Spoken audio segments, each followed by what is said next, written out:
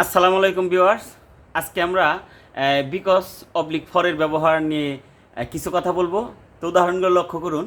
সাব্বি didn't go to school because he was ill. Sabbir didn't go to school because he was ill. এখানে because he was ill এটি হচ্ছে subordinate clause এবং because হচ্ছে subordinate conjunction, এবং এই সেন্টেন্সটি হচ্ছে কি কমপ্লেক্স সেন্টেন্স।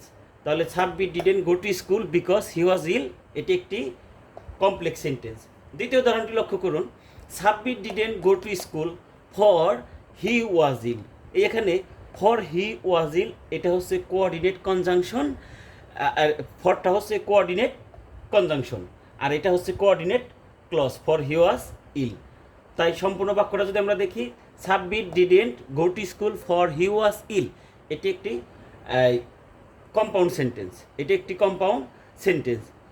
আর এই তৃতীয় উদাহরণটা যদি আমরা লক্ষ্য করি, Sabbir didn't go to school for illness oblique for his being ill, তাহলে এটা একটি সিম্পল সেন্টেন্স। এই ফরটা হচ্ছে প্রিপোজিশন, ফরটি প্রিপোজিশন।